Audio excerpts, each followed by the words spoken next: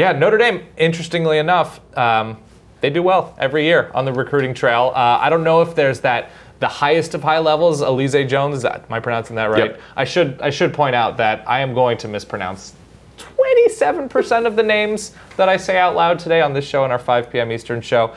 But yeah, Notre Dame put together a very nice class. Once again, Brian Kelly has done a great job recruiting nationally, as he must do, since there's not a ton of talent in the state of Indiana. But we are now joined by, speaking of mispronouncing names, Jamie, is it Ueyama?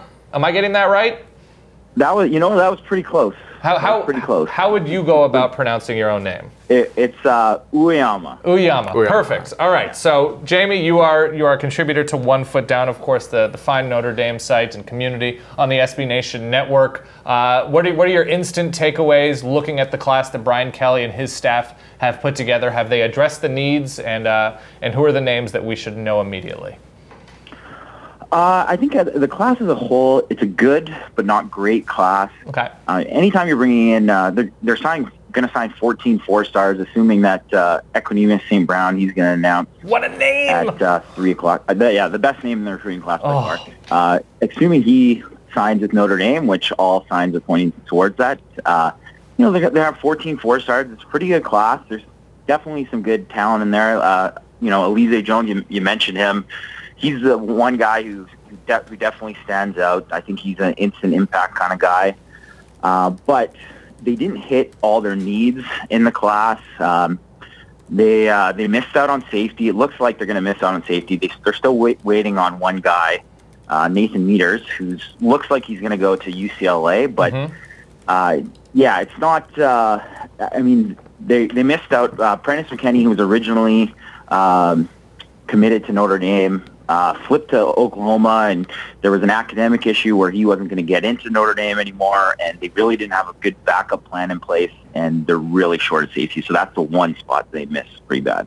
All right, and what are the names? Obviously, Tristan Hodge coming in from Idaho. Certainly not a traditional recruiting ground for Notre Dame, but certainly they also go everywhere to find guys that fit Notre Dame. Who do you think has the opportunity, given openings and perhaps thin depth, could come in right away this fall and contribute? I think Sean Crawford, the corner from Michigan, from Ohio, excuse me, but he's a former Michigan commit. Yep. I think if he's a couple inches taller, he's probably a 5-star. He's that kind of athlete. He's probably not going to start or get a chance of starting, provided that Kavari Russell is back. Cole Luke, really good corners coming back as well. But he has a really good shot at being the third corner and playing quite a bit. Might even get in the mix to be a punt returner. Definitely contribute on special teams. He's a guy who I think can make an impact right away. And then on offense, they're pretty loaded at wide receiver, even though they're bringing in a good wide receiver class. So Jones is the one guy that you would think that he's got a good shot.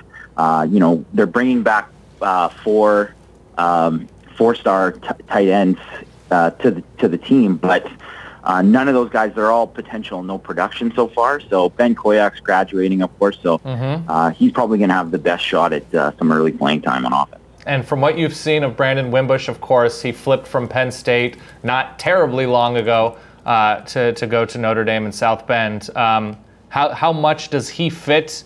Obviously, the quarterback position looks to be in a little bit of flux with Golson and Zaire moving forward. If Golson, I think if he returns to South Bend, what does Wimbush present? It appears that he has some pretty good size coming out of high school. What does he present in terms of immediate, perhaps not this year, maybe next year, availability? He could definitely compete for the next year, but it all depends, right?